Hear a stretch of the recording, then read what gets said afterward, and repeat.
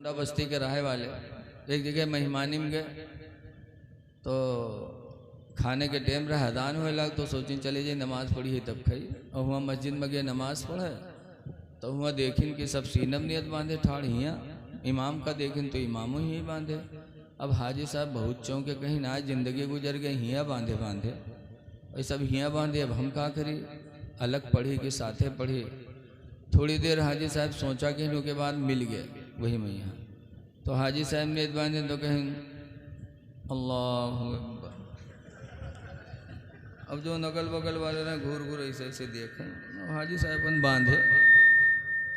जब इमाम साहब नमाज पढ़ा लें सलाम फेरें तो फिर वो सब घूर घूर देखें तो हाजी साहब कहें काहे गुस्सा था भैया कहीं बुढ़ा कहीं का नमाज पढ़ा है कि तू मजाक करे आए है रे कहीं काहे भैया कहीं मुड़े पे नियत बांधे।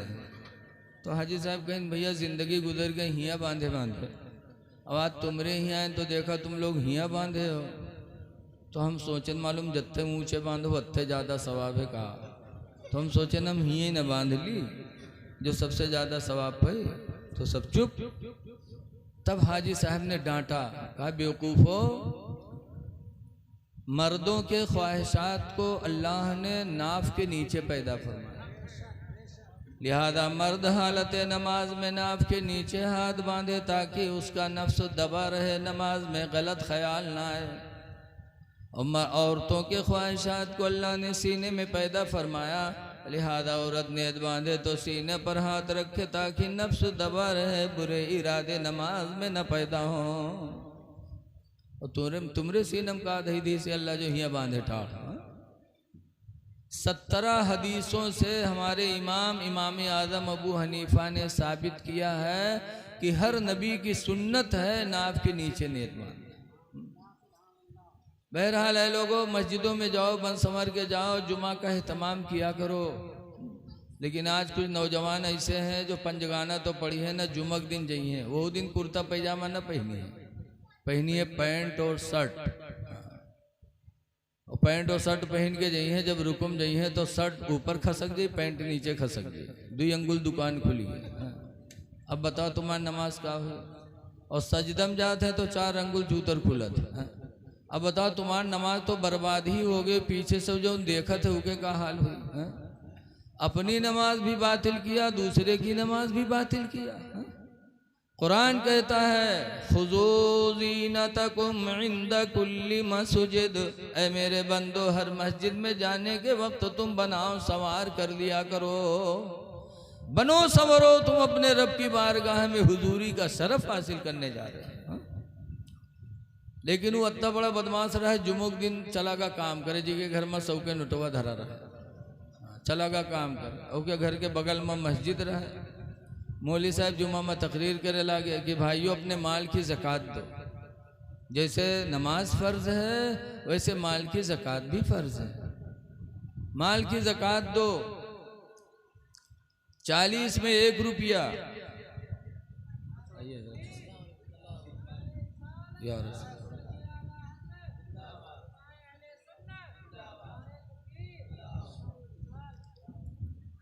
अपने माल की ज़कात दो 40 में 1 100 में 2.5। हज़रत अबू हुरैरा फरमाते हैं मेरे पैगंबर ने फरमाया कि जो माल की ज़कात नहीं दी जाती वो माल अज़दहा सांप बन के कब्र में डसेगा। लिहाजा अपने माल की ज़कात दो 40 में 1 100 में 2.5। तो तकरीर करते रहे मौली साहब और क्या घर बगले में रहा जी के घरे 100 के नोटवा रखा रहा तो क्या मेहरुआ सुनी सू तो रहा ही नहीं तो मेहरुआ कहे हाँ 2.5 रुपया हमरे जरूरी है 100 के नोट हमरे घरे धरा है न देवे तो अजदहा हमो का काठी कबर में। तो गए बक्सा खोले 100 के नोटवा निकाले तो गए मस्जिद में कह लो मौलवी 2.5 रुपया काट लो तो मौलवी साहब 2.5 रुपया काट ले 97.5 दिन लई वही कपड़ा में बटोर के बांध के रख दिए। अब शाम के कोई आदमी जब लौटा तो आदत के मुताबिक बक्सा जुटा।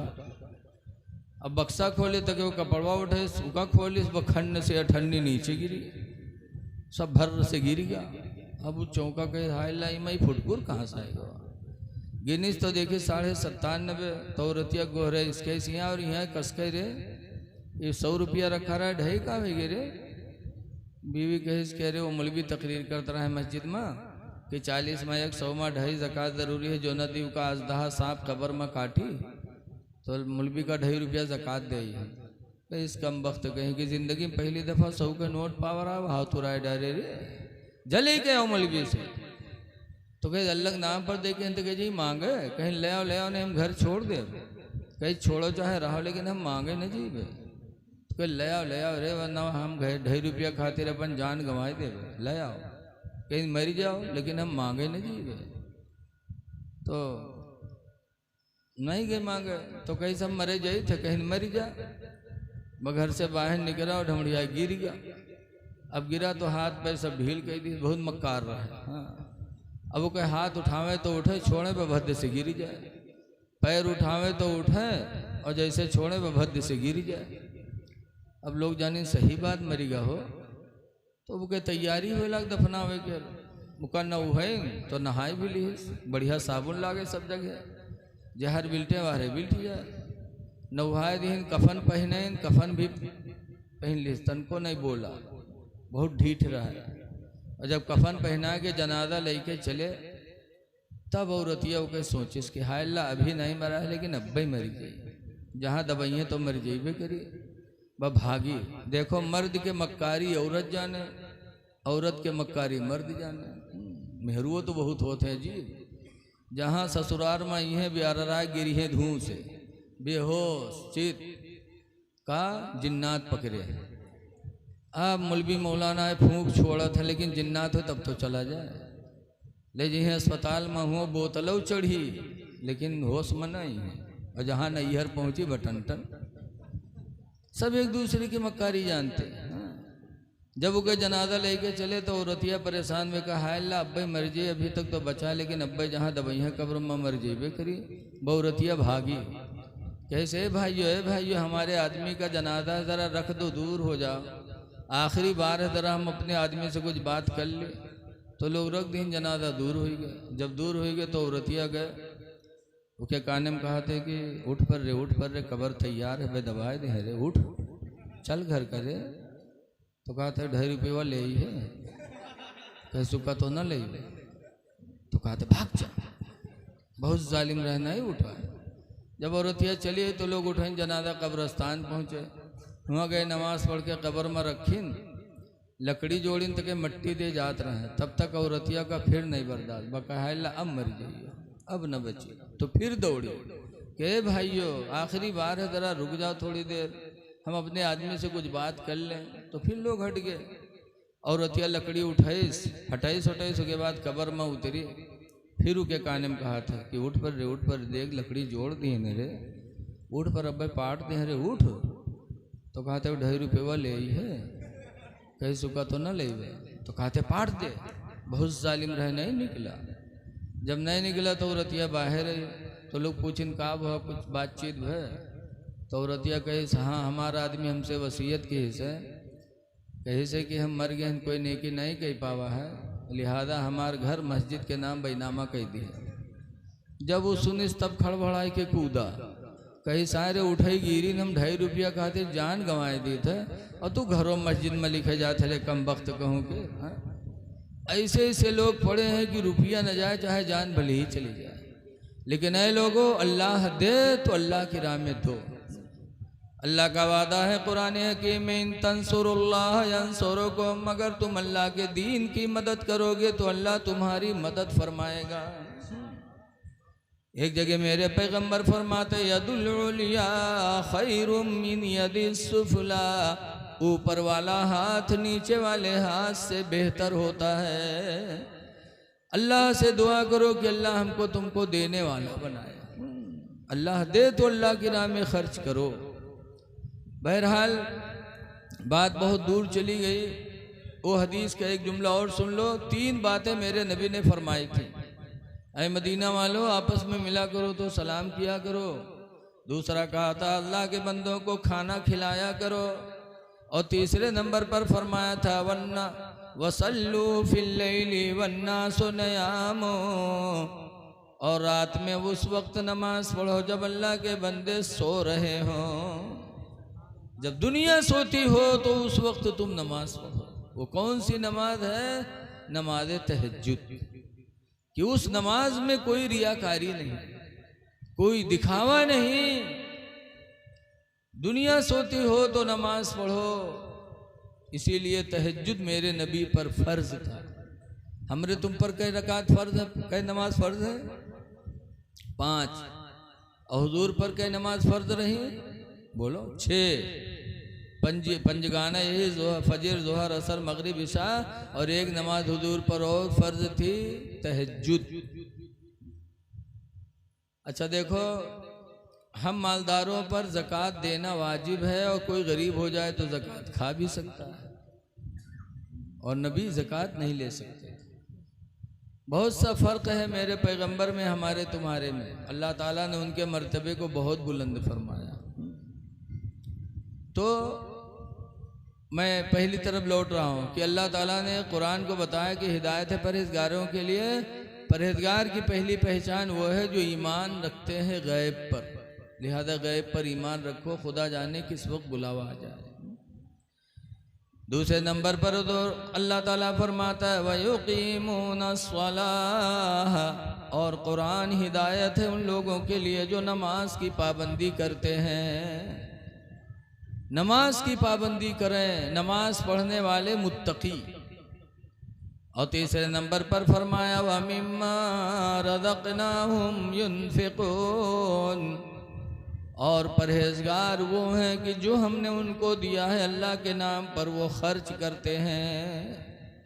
तो ऐ लोगों, गैब पर ईमान रखो, नमाज़ों की पाबंदी करो, और अल्लाह ने जो दिया है उसे अल्लाह के नाम पर खर्च करो।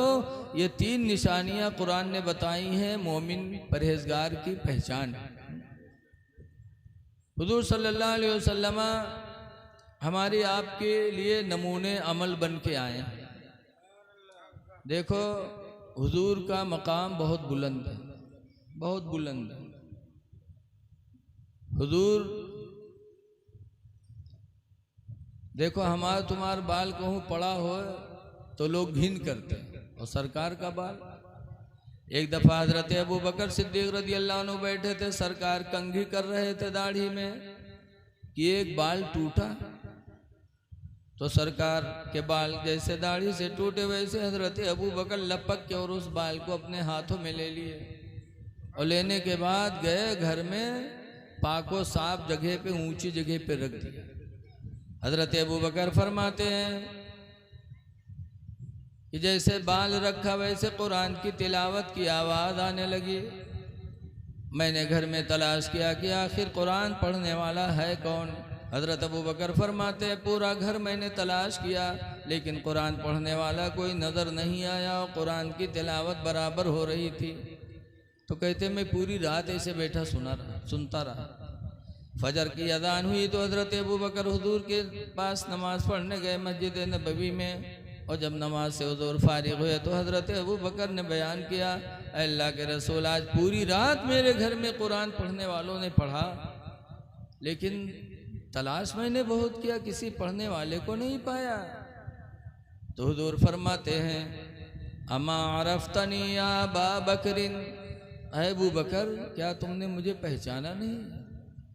अन्नल मलाइकता तजतमिउ अला शारी, कि फरिश्ते मेरे बाल पर जमा होते हैं। वयक़रानल कुरान कुल्लल लैल, और पूरी पूरी रात फरिश्ते जमा होकर के कुरान की तिलावत करते हैं। अबू बकर, कुरान पढ़ने वाला कोई दुनिया का इंसान होता तो तुमसे मिल जाता, लेकिन कुरान पढ़ने वाले अल्लाह के नूरी फरिश्ते थे, इसीलिए तुम्हारी मुलाकात न हुई। पता चला नबी का बाल वो है कि टूटे तो उस पर फरिश्ते जमा होकर कुरान पढ़ा है। हमारा बाल तुम्हारा बाल कहीं पड़ा हो तो लोग उसको गंदगी तस्वूर करें। हम नबी के बालों की बराबरी नहीं कर सकते, हुजूर के थूक की भी बराबरी नहीं कर सकते। हज़रत अली शेर खुदा रज़ी अल्लाह अन्हु की खैबर के टाइम आँखें दुख गई, जी हम तुम कहा जाते हैं आँखें आई गई।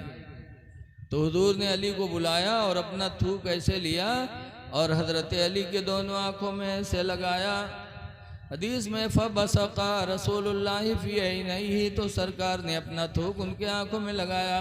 फबरिया नहीं, तो हजरत अली की दोनों आंखें सही हो गई और फिर गए और खैबर की लड़ाई लड़ी और अकेले खैबर को हजरत अली शेर खुदा ने फतह फरमाया। तो ये मेरे नबी के थूक और बाल का मामला है, तो हम नबी की बराबरी कहाँ कर सकते हैं? नबी की औरतों की बराबरी नहीं कर सकते। अल्लाह ने कुरान में फरमाया, या निसा नबी, नबी की औरतों, लस्तुन्ना का हदिम मिनन निसा, हरगिज़ हरगिज़ तुम्हारी तरह दुनिया की कोई औरत नहीं हो सकती। बे मिसाल है मेरे नबी। इसीलिए आला हजरत इमाम अहले सुन्नत फरमाते हैं कि अर्श की अक्ल दंग है, चरख में आसमान है। अर्श इतना ऊंचा सातों आसमान के ऊपर, लेकिन फिर भी हैरत में है कि अल्लाह ने अपने नबी का मर्तबा कितना ऊंचा किया। अर्श की अक्ल दंग है, चरख में आसमान है, जाने मुराद अब किधर है तेरा मकान है, जाने मुराद अब किधर है तेरा मकान है। नबी की ज़िंदगी नमूने अमल। हुजूर के निकाह में कितनी बीवियाँ थी बताओ? हुजूर कहाँ पैदा हुए? कोई बोलत नहीं। एक जगह पूछा तो एक साहब उठे कहें अजमेर शरीफ में, तो हम कहे कि अजमेरा याद है शरीफ का। यही नहीं याद है कि नबी पैदा कहाँ हुए। जवान हो जाता आदमी अपने दीन के बारे में नहीं जानता। मैलानी के पास एक गांव है शिवपुरी, गया तकरीर करने के लिए जुलाई महीने में। ट्रेन से उतरा, कपड़े भीगे थे। एक साहब मोटरसाइकिल साहब बिठाए के लेके चले, हवा लगी तो बड़ा सुकून लगा। हम कहा इससे बतिया होती है 20-25 किलोमीटर है, कहीं का ऊँघाई ना आ जाए तो पता नहीं कहाँ से कहाँ पहुँच जावा जाए। तो कहा हम बोलकारे लगे। हम कहे भैया कहाँ रहा था? कहीं शिवपुरी रही थी मौलाना साहब। हम कहें कहाँ नाम है भैया? तो कहे झुल्ला। हम कहा झुल्ला? कहीं ना। हम कहा और कोई नाम? कहीं मौलाना साहब यही नाम है। तो जब कहीं यही नाम है तो हम कहा भैया तुम किसके उम्मत में हो, किसके उम्मती हो? तो कहा थे का मौलवी मौलाना जाने, हमें नहीं पता है। तो हम चुप हो गए। जब वहाँ पहुँचे तो एक आदमी चाय लेके आया, मैं अफसोस में बैठा था। उसने कहा हजरत चाय पियो। क्या बात? तो हम कहा यार ये कैसा आदमी है यार। मैंने इससे पूछा किसके उम्मत में हो, तो कहता मौलवी मौलाना जाने। कहने हजरत तू जाहिल हो के पीछे काहे परे हो, आप चाय पियो। तो हम कहा अच्छा तुम बताओ तुम की उम्मत में हो? तो कहा तेरे तुमसे बाहर थो रोहन, चाय पियो। अब बताओ, जवान हो जाते लेकिन अपने नबी के बारे में कुछ नहीं जानते। रसूलुल्लाह सल्लल्लाहु अलैहि वसल्लम के निकाह में 11 बीवियां थीं। कितनी बीवियां थीं? सबसे पहले शादी सरकार ने किससे किया? 25 साल के जवान थे और अरब में एक बेवा औरत थी 40 साल की। 2 मरतबा बेवा हो चुकी थी। एक शादी हुई, मर्द मर गया। दूसरी शादी हुई, मर्द मर गया। 3 बच्चों की माँ भी हो गई, बेवा हो गई। 40 साल की उम्र हो गई तो ठान लिया आपकी शादी नहीं करेंगे। बड़े बड़े मालदारों ने निकाह का पैगाम पहुंचा। 40 साल की उम्र में भी खदीजा के हुस्न का कोई जवाब नहीं था। बहुत हसीन व जमील थी और दौलत बेपना। और यही में लोग मेहरुआ ढूंढत हैं कि खूबसूरत है, पैसा हो। बड़े बड़े लोगों ने निकाह का पैगाम भेजा, लेकिन हज़रत खदीजा ने ना कर दिया। लेकिन 25 साल की जवानी में जब खदीजा ने देखा कि हुजूर लोगों का माल लेते थे मक्का से और मुल्क शाम लाद के ले जाते थे और बेचते थे, फिर ला के माल वाले को पैसा देते थे, नफ़ा देते थे, तो उसी में से मजदूरी हुजूर को मिलती थी, उसी से अपना खाना करते थे। बताओ ये सरकार की ज़िंदगी देखो, मजदूरी करके तिजारत करके ज़िंदगी गुजारी। और आजकल के पीर लोग मुरीद के लिए उबाले जान हो जाते हैं। जहाँ घरे कम पराब अब चल दिन मुरीदन के यहाँ दौरा करे। लायु दे वो दो। रसूलुल्लाह की ज़िंदगी देखो कि खुद नहीं था माल तो दूसरे की दुकान पे लेते थे और मुल्क शाम जाते थे और बेच करके लाते देते थे, तब दुकान वाला उसी में से हुजूर को देता था। हज़रत खदीजा ने देखा तो कहा कि मोहम्मद आप सबका माल बेचते हो, ज़्यादा ज़्यादा नफ़ा ला तो मेरा भी माल बेच दो। कहा दे दो। खदीजा ने अपना माल दिया और अपना नौकर मैसरा को भी हुजूर के साथ भेज दिया। हुजूर गए मुल्क शाम, बेचा, और बेचकर जब मक्का वापस आने लगे, खदीजा को पता चला कि आज आ रहे हैं, तो खदीजा अपने घर की छत पर चढ़ गई और मुल्क शाम का रास्ता देखने लगी कि आज मेरा माल बेच कर आ रहे हैं। जब देखा कि दोपहर का वक्त है, तेज धूप निकली है, लेकिन ऐसे आलम में रसूलुल्लाह चलते हैं और उनके सर पर बादल का टुकड़ा साया किए हुए चल रहा है। चलते हैं, बादल चल रहा है, सारी दुनिया धूप में, अल्लाह के रसूल साए में। जब खदीजा ने देखा तो दिल पे बड़ा असर हुआ। हुजूर आए, हिसाब दिया, बड़ी बरकत थी माल में। फिर खदीजा मैसरा को लेके गई तन्हाई में, कहा मैसरा गुलाम, अभी मैंने देखा है कि धूप निकली है, सारी दुनिया धूप में है और मोहम्मद पे बादल का साया है, चल रहा है। तो मैसरा कहते हैं आपने आज देखा? खुदा की कसम, मुल्क शाम में पूरा महीना मैंने यही देखा। हाँ, कभी इनको धूप में मैंने नहीं देखा, हमेशा बादल साया किए हुए रहता था। जब मैसरा ने ये कहानी सुनाई तो हुजूर की मोहब्बत खदीजा के दिल में बैठ गई। तो अब तक निकाह नहीं कर रही थी, लेकिन एक नफीसा लड़की को बुलाया, फरमाया नफीसा जाओ मोहम्मद के दरबार में और जाकर के मेरा पैगाम सुना दो। या मोहम्मद इन्नी क़द रग़िबतु फ़ीका, ऐ मोहम्मद मैं बेशक तुम्हारी ख्वाहिशमंद हूँ, तुम मुझे अपने निकाह में ले लो। जा मेरा पैगाम सुना दो हुजूर को कि अपना निकाह में मुझे कबूल कर लो। ऐ जवानों, ज़रा नबी की ज़िंदगी देखो। खदीजा तैयार हुई, बहुत खूबसूरत थी, बहुत मालदार थी, लेकिन जब अपने निकाह का पैगाम सरकार को सुनाया तो सरकार ने क्या कहा? सरकार ने फरमाया जाके खदीजा से कह दो कि मेरे माँ बाप तो नहीं हैं, मैं यतीम बन के पैदा हुआ, मेरे अब्बा नहीं, मेरी माँ नहीं कि उन लोगों से मशवरा करूं, लेकिन अभी अभी इसी दुनिया में मेरे चाचा लोग मौजूद हैं।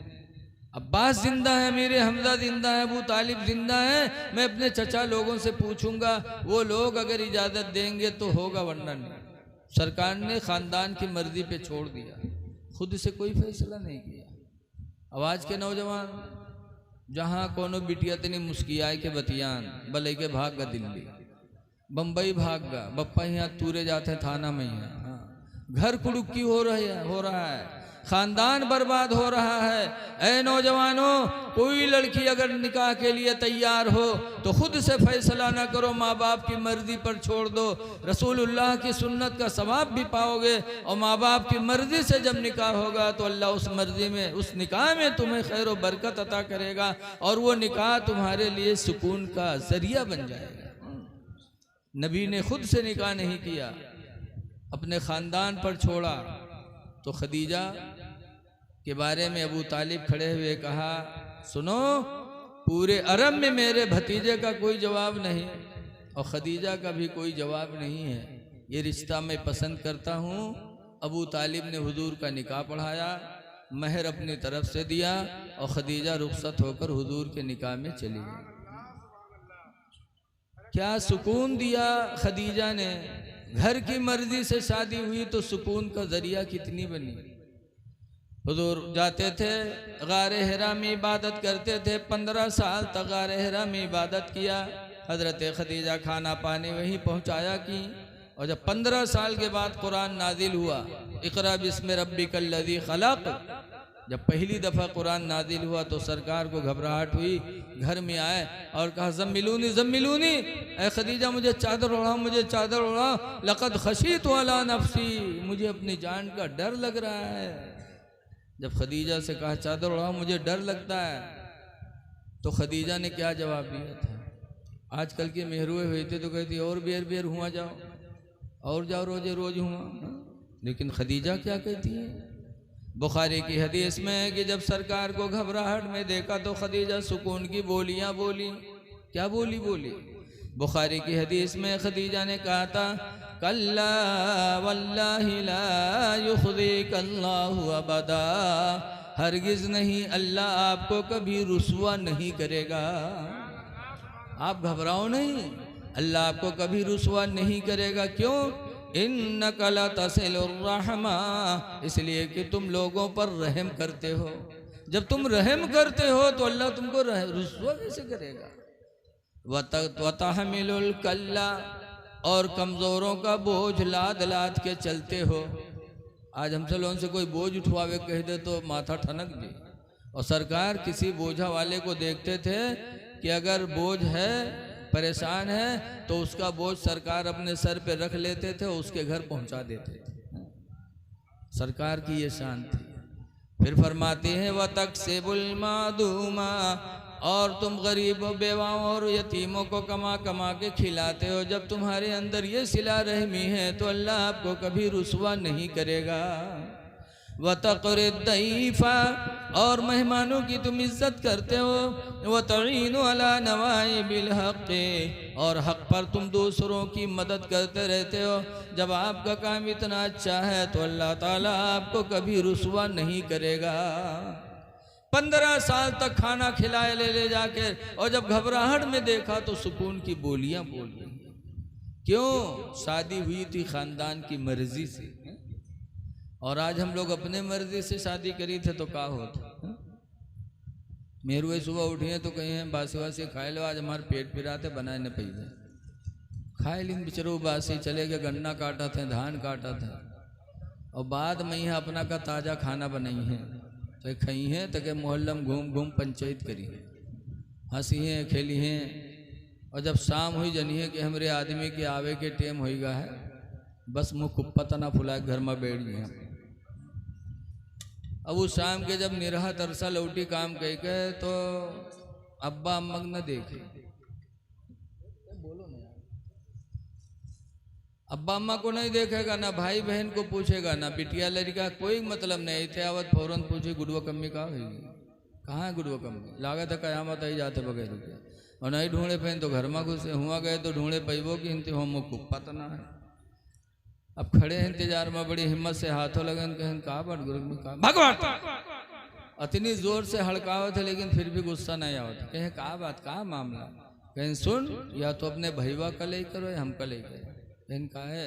कहें तोर भैया आज हमका गाली दी से, या तो भैया के ले करो हमका ले करो। गाली दी से, लाओ लाठी कहाँ है, उठाओ लाठी। अब लाठी पकड़ा दिया, दिन भर गन्ना काटे, शाम के चुड़ैलिन ने लाठी पकड़ा दिया। अब बीवी पे, बीवी की वजह से भाई पे लाठी चला रहा है आज का नौजवान। ऐ भाइयों पे लाठी चलाने वालों, भाइयों को तंग करने वालों की सोचो क्या आपका ईमान रह गया?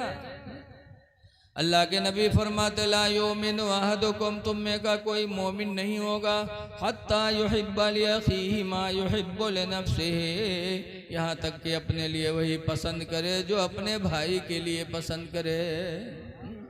भाई पे लाठी चला रहे। कुरान करीम में अल्लाह फरमाता सना शुद्ध आदुद का भी अखीका, ऐ मेरे भाई, ऐ मेरे बंदे, अल्लाह कहता है सना शुद्ध आदुद का भी अखीका, ऐ मेरे बंदे मैंने तेरे बादों को ताकत बख्शी है, बेअखीका, तेरा भाई पैदा करके। भाई से भाई को ताकत मिलती है। आपने देखा होगा जिस गांव में 10-12 भाई एक घर के हों तो लोग उनसे झगड़ा नहीं करते कि जइयो तो 12 लाठी निकली है। और जो अपने बाप के अकेले हुए वो जो कोई पाव थे थपरिया देते कि क्या है को आगे पीछे। हमारे वहाँ रुपैडिया गांव बॉर्डर पर एक गांव है रंजितवा, वह कबड़िया बिरादरी मुल्ला जी हो गया 18 लड़का, तो प्रधानी वही करत है।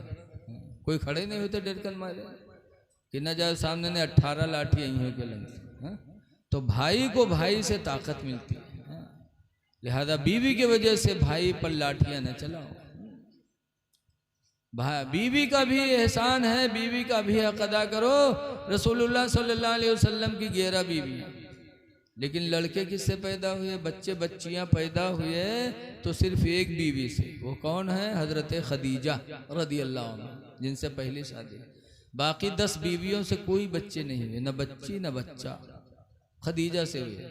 इसीलिए खदीजा का जब इंतकाल हो गया और हजरत आयशा के बिस्तर पे सरकार लेटे, अब आयशा जवान थी, जब आयशा के बिस्तर पे सरकार आराम के लिए लेटते, करवट बदलते तो खदीजा की याद करते, हाय मेरी खदीजा, 25 साल तक सरकार के निकाह में रही।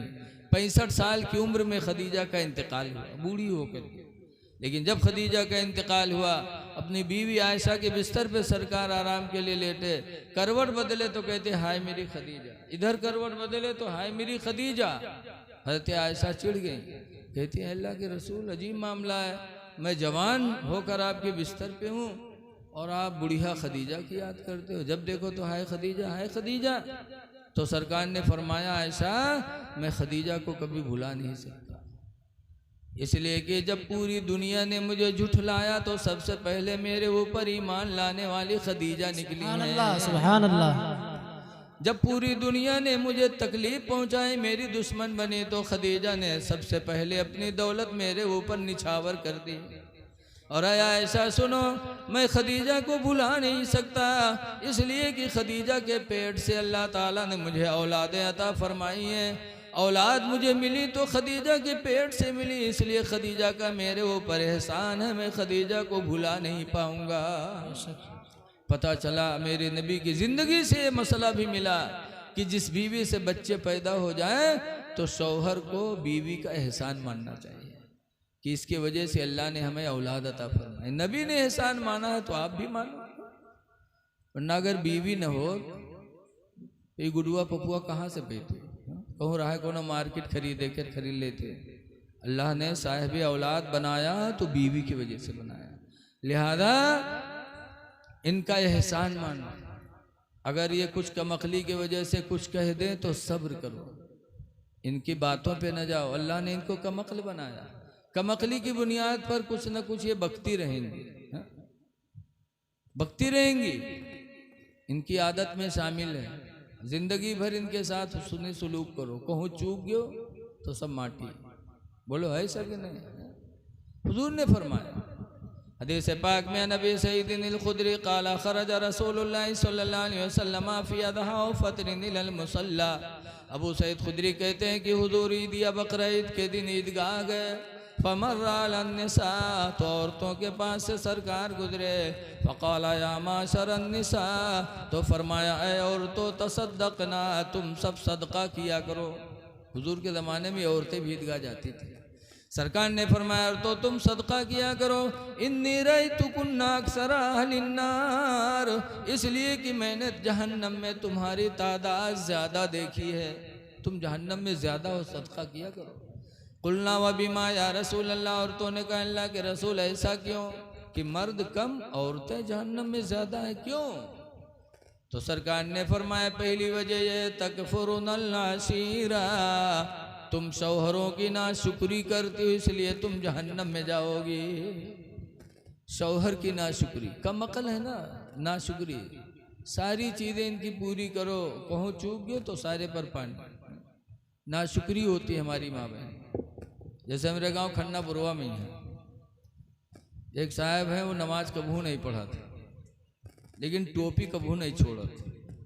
न को नमाज पढ़ी और टोपी लगाए रहे, सोई है तो मुँह टोपी लगाए रहे, तो उनका गांव वाले पंडित नाम रख दें, तो उनके बीवी के लकब होगा पंडितैन। आज मेहरवन का लकब बहुत जल्दी मिला था। डॉक्टर से शादी हो गई तो डॉक्टरैन चाहे को गोली न जाना था, ऐसे हाफिज से शादी हो गई तो हाफिजैन चाहे अलहम्द याद न हो, प्रधान से शादी हो गई तो प्रधानीन, लकब इनका फट से मिला था। हमका तुमका तो बड़ी मेहनत के बाद मिला था। मौलाना ने काम पहुँच गए तो मौलानीन, ऐसे वो पंडित तो पंडितैन। तो पंडित जी एक दी शहरवा मछली बिकाए छुट गए तो लिहिन पंडित जी, फिर बना जब पंडितैन खाए खातिर बोलें निकाल के रखी तो पंडित खाएं तो करुआन मछलियाँ, तो पंडित कहते हैं अरे साफ आप नहीं की रहा है रे, करुआत का है रे। तो पंडितैन कहते हैं तू है जू जरना, तो सब दिन हमारे जू जा रहे, सब दिन लेकिन लगाए तो कहूँ कुछ सही माने। तो पंडित कहते ना ही करुआत है रे, तो बिटियावक देन कहें तू बिटियावा खा, तो बिटियावा कहे तो वो कहते करुआत है, हाँ माँ करुआत है। तब पंडित कही ना रे निमकौरिक तेलवा इतनी धरा रहा होगा तो नहीं डाल दी है रे। जब पंडितैन देखें तो कड़वा तेल शीशी भरी धरी और निमकौरिक तेल शीशी खाली हुई है। तब पंडितैन अपन मूड पीटिन हाँ निमकौरिक तेलवा डाल दी है। अब बताओ डारे बैठे निमकौरिक तेल और मर्द कहा था करुआत है तो कहा था तू है जू जरना। ये कमक्ल हैं, कमक्ली की बुनियाद पे एक से एक बातें कहती रहेंगी, लेकिन इनके बातों में ना इनका एहसान है कि इनकी वजह से अल्लाह ने हमको तुमको गुनाहों से बचाया, ज़िना से बचाया। इनका एहसान है कि इनकी वजह से घर हमारा मिसले जन्नत बना हुआ है। तो इनकी बातें सुनने में कुछ बिगड़ता नहीं है। इसीलिए खिरकान के एक बुजुर्ग हैं हज़रत सैयद अबुल हसन खिरकानी, बहुत बड़े पीर हैं। एक दफ़ा 10-12 मुरीद इनके गए मुलाकात करें। चलते चलते चलते चलते खिरकान पहुँचे। वहाँ पहुँचे तो हज़रत के दरवाज़ा पहुँचे, दरवाज़ा खटखटाई तो हज़रत रहें ने उनकी बीवी दरवाज़ा खोलिन। मुरीद लोग सलाम किन, पूछिन हज़रत कहाँ? तो चौंकी कहीं हज़रत हमरे घर में को हज़रत है भैया, हज़रत को कहीं हमारे पीर हज़रत सैयद अबुल हसन खिरकानी, कहीं हाँ वो दज्जल वक़्त कायम फिर गयो, वो पीर हो गवा, कब से पीर के लायक हो गवा। अब मुरीद लोग खड़बड़ाने कहीं हाय अल्लाह हम लोग मुरीद हैं, बीवी दज्जाल बतावत है। तो पूछिन कहाँ है? तो कहीं जंगल लकड़ी ले गवा है बयावत है। इतने में क्या देखते हैं कि हज़रत सैयद अबुल हसन खिरकानी शेर पर बैठे हैं, लकड़ियों का बोझ आगे रखे हैं और घर की तरफ आ रहे हैं, शेर पर बैठे। बीवी देखे तो घर में भाग था वो दुश्मनवा शेर बलाला। अब मुरीद कहाँ चले जाए बेचारे, चुप्पे खड़े रहे। हज़रत आए, शेर से नीचे उतरे, लकड़ियों का बोझ उतारा। शेर ने हज़रत के पैरों को चूमा और जंगल में जाने की इजाज़त मांगी। हज़रत ने इजाज़त दे दिया तो शेर दुम हिलाता हुआ जंगल चला गया। जब शेर चला गया तब मुरीदों ने कहा हुजूर बात समझ में नहीं आ रही है कि आपका मर्तबा अल्लाह ने इतना ऊंचा बनाया कि शेर भी फर्मा बरदारी कर रहा है, शेर आपके पैरों को चूम रहा है और आपकी बीवी आपको दज्जाल मक्कार कहती है। तो हज़रत ने फरमाया सुनो, ये विलायत जो अल्लाह ने मुझे अता फरमाई कि शेर मेरा पाँव चूमे, ये मर्तबा जो खुदा ने मुझे दिया है उसी बीवी की बदतमीज़ी पर सब्र करने की वजह से कि वो पढ़ी लिखी नहीं है, जाहिला है। मेरे माँ बाप ने निकाह कर दिया, जाहिलियत की वजह से बेतुकी बातें कहती रहती, मैं सब्र करता रहता हूँ तो अल्लाह ताला ने मुझे उसके बदले में विलायत अता फरमा दी। इसलिए लोगों औरतों का एहसान मानो, नबी की ज़िंदगी से सबक मिलता है। एक बात और सुन लो फिर मैं अपनी तकरीर ख़त्म करता हूँ। नबी की ज़िंदगी हमारे तुम्हारे लिए नमूने अमल।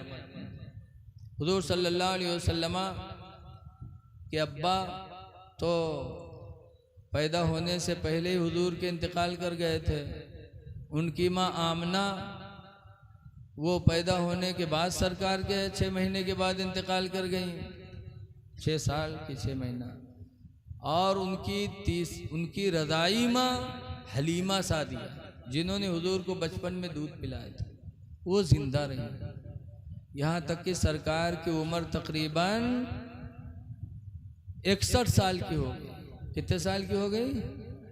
अब बचपन में सरकार ने दूध पिया था, तो सरकार जब 61 बरस के हो गए तो हलीमा कितने साल की हो गई होंगी? तकरीबन 85-90, यानी 20-25 साल की तो रही ही होंगी जब सरकार ने दूध पिया उनका।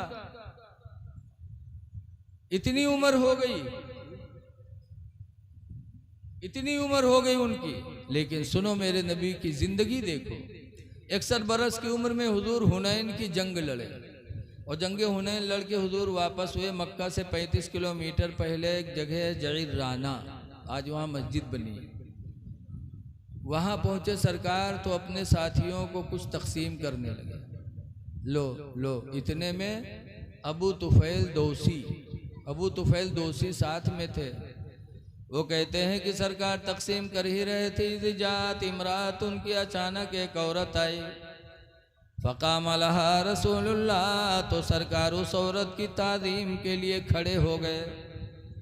वह बसत अलहा रिदाहो, रसूलुल्लाह ने अपनी चादर उनके लिए बिछा दिया। जब वो बैठ गई तो हुजूर खिलाने लगे, हलीमा खाने लगी। तो जो लोग नहीं पहचानते थे उनको ताज्जुब हुआ कि ये कौन है कि आई बुढ़िया, तो मेरे नबी ने ताज़ीम भी किया और अपनी चादर रहमत बिछा के बिठा भी लिया, ये बुढ़िया कौन है? तो जो लोग पहचानते थे उन लोगों ने कहा हिया उम्मुहु अल्लती अर्दातुहु, ये रसूलुल्लाह की माँ हलीमा है जिन्होंने इनको बचपन में दूध पिलाया था। सुभान अल्लाह। आप मुसलमानों गौर करो कि हलीमा ने दूध पिलाया था सिर्फ, वो भी पैसा लेकर, लेकिन मेरे नबी ने अपनी रज़ाई माँ को देखा तो खड़े होकर ताज़ीम किया, चादर रहमत बिछा दिया बैठने के लिए, खिलाया भी मोहब्बत से। और आज हम अपनी सगी माँ की ताज़ीम नहीं कर पाते। नबी की ज़िंदगी नमूने अमल है, कब आएगी नमूने अमल के लिए? नबी ने रज़ाई माँ की ताज़ीम किया था। मुसलमानों, तुम अपनी सगी माँ की ताज़ीम नहीं करते, कितनी बदनसीबी की बात है। नबी ने अपनी रज़ाई माँ के लिए चादर रहमत बिछाई थी, आज हम सगी माँ का बिस्तरा नहीं बिछा पाते। गर्मी का टाइम है, देखा जाता है कभी बारिश आई कभी नहीं आई, तो माँ बाप का बिस्तरा अंदर बिछा हुआ घर में, गर्मी सख्त है। नौजवान कभी अपनी चारपाई आंगन में डालता, कभी छत पे जाता, लेकिन बूढ़े माँ बाप उसी गर्मी में पड़े तड़प रहे हैं। काश तुम अपने लिए जैसे करते हो अपनी माँ बाप का भी बिस्तरा लाके बाहर कर देते, कभी अंदर कर देते, तो नबी की सुन्नत का सवाब भी पाते और माँ की दुआएं भी निकलती हैं, बाप की दुआएं भी निकलती। ऐ लोगों, माँ बाप के साथ अच्छा सलूक करो, नबी की ज़िंदगी नमूने अमल है। लेकिन आज देखा जाता है बीवी है भले के अलग हो जाए, बढ़िया बढ़िया बनाई है खाई है, माँ बाप से कोई मतलब नहीं। तब जब उसके बाद जब अब्बा अम्मा के मामला आखिरी हुई, डॉक्टर जवाब दे दी, जब खाना न नागी अलग से, तब वहीं दूध पिया हुआ, तब वहीं दूध लेके मुंह में डरी। अरे बाप का दिल नहीं जला रहे हो? बाप का भी दिल जलता है कि जब मैं खाने के लायक था, मेरे गले में खाना जा रहा था, तब इसने कोई तवज्जो नहीं दिया। आज जब मेरे गले से खाना नहीं उतर रहा है तो दूध पिला रहा है। ऐ माँ बाप के साथ बदसलूकी करने वालों, जरा सोच लो कि अल्लाह के घर क्या जवाब दोगे। माँ बाप की खिदमत करो। कितने ऐसे हैं जो माँ बाप से बोलेंगे नहीं, चले गए दिल्ली बम्बई, जब अब्बा मरे तब वहाँ से प्लेन से आवत है, मट्टी ले प्लेन से आवत है, लागत है नहीं है तो बक्सन न जी। अरे दुनिया को दिखाने के लिए। ऐ लोगों, माँ बाप को राज़ी करो। अल्लाह के रसूल सल्लल्लाहु अलैहि वसल्लम से पूछा गया था, अल्लाह के रसूल अब्बा अम्मा हैं क्या? तो सरकार ने फरमाया था, हुमा जन्नतु का व हुमा नारू का, वो दोनों तुम्हारे लिए जन्नत भी हैं, वो दोनों तुम्हारे लिए जहन्नम भी है। अगर राज़ी हो गए तो जन्नती हो गए, नाराज़ हो गए तो जहन्नमी हो गए। आला हजरत जहाँ से मुरीद हैं वो है मारहरा, मारहरा शरीफ से आला हजरत मुरीद हैं। वहाँ के सज्जादा नशीन इस वक्त हैं हुजूर सैयद नजीब हैदर हसन मियाँ। मैं उर्स कासमी में गया, लाखों की भीड़ होती है, तो हजरत नजीब मियाँ खड़े होके कहते हैं, मुरीदो तुम इसलिए आए हो मुरी पीर के यहाँ कि हमारा पीर तुमको बख्शवा लेगा, लेकिन सुनो है मुरीदो, कहते हैं खुदा की कसम जब तक तुम्हारे माँ बाप तुमसे राज़ी नहीं होंगे, तुम्हारा पीर तुम्हारे काम नहीं आ सकता। इसलिए अगर माँ बाप को राज़ी रखना है, राज़ी हैं तो खुदा भी राज़ी, रसूल भी राज़ी, पीर भी राज़ी, और माँ बाप नाराज़ तो सब नाराज़। इसलिए दुआ करो कि अल्लाह हुजूर की उसवे हसना पर अमल की तौफीक अता फरमाए। एक ज़रूरी बात कह के देखो, सबसे अहम चीज़ है रिज़्क़ हलाल, हलाल रोज़ी। इसीलिए हुजूर ने फरमाया था, एक दफ़ा कानपुर गया था तकरीर करने जलसे दस्तारबंदी में, तो जैसे खुतबा पढ़ें दरूद पढ़वावा, तैसे एक पत्रकार खड़े हो गए कि मौलाना पहले एक सवाल के जवाब दो फिर तकरीर करो। तुमको बताओ, घबराने तो ज़रूर कि अल्लाह जाने का पूछ ले। आजकल बहुत से देहात में पुड़िया रख के रहा था, बहुत से पूछा है मौलाना साहब ये बताओ कि आदम अलैहिस्सलाम के निकाह को पढ़ावा रहा है, अब बताओ कहाँ रजिस्टर ढूंढा जाए। बहुत से कहीं इब्राहिम अलैहिस्सलाम मीना मैया जब इस्माइल की कुर्बानी कहना है तो दुम्बा आवा रहा है, कुर्बान हो रहा है, तो कहीं गोश्त को खावा रहा है, अब कहाँ मिले बताओ। ये मेरे सवाल करी हूँ के बाद ना बताए पा, तो कहीं देखो मौलाना बड़ी तकरीर करता रहा है, क्या सवाल में चुप कह दिया। तो डर लगता था, तो उसने भी कहा मौलाना एक सवाल है उसका जवाब दो फिर तकरीर करो। हमने कहा बताओ भैया। तो उसने कहा कि मौलाना साहब ये बताओ, आज से 30-40 साल पहले जलसे बहुत कम होते थे, यक्का दुक्का कहीं, मदरसे भी बहुत कम थे, मौलाना मौलवी भी बहुत कम थे, तब बुराइयाँ बहुत कम थी, बुराइयाँ ना के बराबर थी। और अब मदरसे भी बढ़ गए, मौलाना भी बढ़ गए, जलसे भी खूब होते हैं, और बुराइयां घटने के बजाय बढ़ती जा रही हैं। इसकी वजह बता दो, फिर तकरीर करो। तो हमने कहा इसकी वजह तो मेरे नबी ने 1400 साल पहले ही बताया था। मेरे नबी ने कुछ छोड़ा नहीं है। मेरे नबी गैबदां थे, गैब जानने वाले पैगंबर ने सब कुछ बताया था।